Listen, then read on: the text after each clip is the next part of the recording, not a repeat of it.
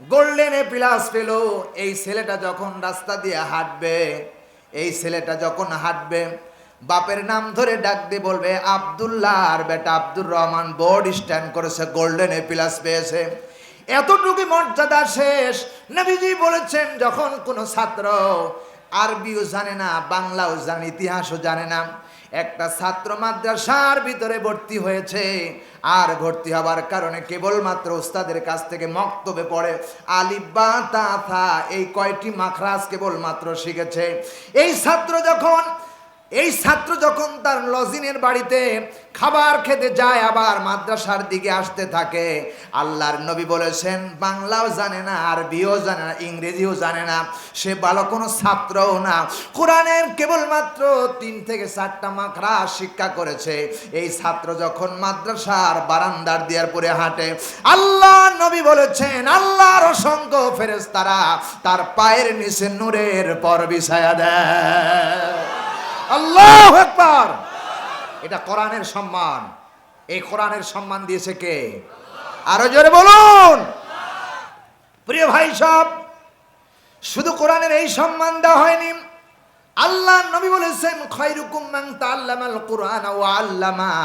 যে ব্যক্তি কোরআন শিক্ষা করলো আর যে ব্যক্তি মানুষকে কোরআন শিক্ষা দিল, এর চাইতে উত্তম চরিত্রের মানুষ আকাশের নিচে আর জমিনের পরে আর কেউ নাই। এই কোরআন শিক্ষা করা দরকার আছে না নাই? এই কোরআন শিক্ষা করতে হলে মাদ্রাসায়, এই মাদ্রাসায় আপনার একজন ছাত্রকে দান দেওয়া লাগবে। আর যখন এই ছাত্রটা কোরআনের কারীম হেফজ করবে, রাসূল বলেছেন কিয়ামতের দিন 10 জন থেকে 40 জন একবারে জাহান্নামের আসামি।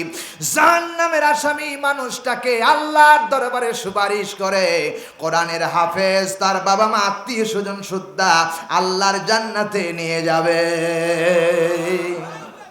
ইংরেজি মিডিয়ার ছাত্র কথা বলা হয়নি, বাংলার কোনো ছাত্র কথা বলা হয়নি, কেবলমাত্র বলা হয়েছে কোরআনে কারীমের কথা। চিল্লা বলেন ঠিক কিনা? প্রিয় ভাই সব, শুধু তাই নয়, আল্লাহর নবী বলেছেন 50 বছর বয়স হয়ে গেছে, ছাত্র এখন আর মাদ্রাসায় ভর্তি হতে পারেন না, বুড়া হয়ে গেছে, আহারে কোরআন পড়তে জানে না। রাসূল বলেছেন দুনিয়ার 4টা জিনিসের দিকে তাকালে সওয়াব হয়, তাকালেই সওয়াব হয়। একটা হলো তার বাস্তব হলো কোরআনে কারীম। কোরআন পড়াও লাগবে না, কোরআন ধরাও লাগবে না, কোরআন শিখাও লাগবে না, শুধু কোরআনের দিকে তাকাবে, মহব্বতে আল্লাহর কিতাব তেলাওয়াত করলে যে সওয়াব হয়, সেই সওয়াব আল্লাহ তার আমলনামায় লিখে দেন। ভাইরা আমার, এটাই শেষ নয়, কোরআনের মর্যাদা ইন্নাহু লাকুরআনুন কারীম। কি মর্যাদা দেওয়া হলো, কি সম্মান দেওয়া হলো। খারাপ লাগতেছে নাকি? কষ্ট লাগতেছে নাকি? না সুর পরিবর্তন করে দেব? ঠিক আছে? কোনটা শুনতেছেন আপনারা? কোনটা শুনতেছেন? আমার বন্ধুগণ শুনে রাখো, এই কোরআনের কি মর্যাদা দেওয়া হলো। 50 বছর আপনি কোরআন শিখতে পারেন নাই, এবার চিন্তা করতেছেন আমি তো হয়তো কখন মারা যাব। মাদ্রাসার একজন হাফেজের কাছে অথবা মসজিদের একজন ইমাম সাহেবের কাছে গিয়ে বলছেন হুজুর আমি তো কোরআন পড়তেছি না, আমার একটু শিক্ষা দেন। কেবলমাত্র কোরআনে কারীম শিক্ষা গ্রহণ করেছেন, এরপরে আলিফ বা তা সা শিক্ষা গ্রহণ করেছেন, শিখতেছেন, এই অবস্থায় লোকটি মারা গেল। আল্লাহর নবী বলেছেন কোরআনে কারীমের এত সম্মান, এত মর্যাদা আমি আল্লাহ দান করেছি, এত মর্যাদা কেউ দেয় নাই।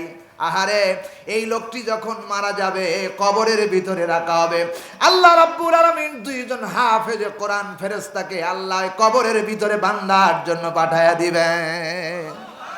2 জন ফেরেশতা ওই বান্দাকে ওই দিন থেকে নিয়ে কিয়ামত পর্যন্ত, যতক্ষণ পর্যন্ত কোরআনের হাফেজ না হবে ততক্ষণ পর্যন্ত কোরআন শিক্ষা দিতে থাকবে। কিয়ামতের দিন কোরআনে কারীমের হাফেজ বানাইয়া আল্লাহ রব্বুল আলামিন সবুজ রঙের পাগড়ি পরাইয়া আল্লাহ কিয়ামতের দিন ওই কোরআন শিক্ষা করনেওয়ালাকে আল্লাহর হাসরের ময়দানে তুলবে। এই কোরআন শিক্ষা করা দরকার আছে না নাই? আছে না নাই? এই কোরআন শিক্ষা যারা করতে পারো নাই, এখনো কোরআন শিক্ষা করতে হবে। কারণ কোরআন যেদিন নাজিল হয়েছে সেদিনই আল্লাহ রাব্বুল আলামিন জিবরাইল প্রথমে এসে বললেন, ইকরা বিসমি রাব্বিকাল্লাযী খলাক, হে রাসূল আপনি পড়েন আপনার রবের নামে যিনি আপনাকে সৃষ্টি করেছেন। তার মানে কি, জীবনে কোরআন পড়তে হবে। কোরআন না পড়লে আপনার চরিত্র গঠন হবে না। চিল্লায় বলেন ঠিক কি না?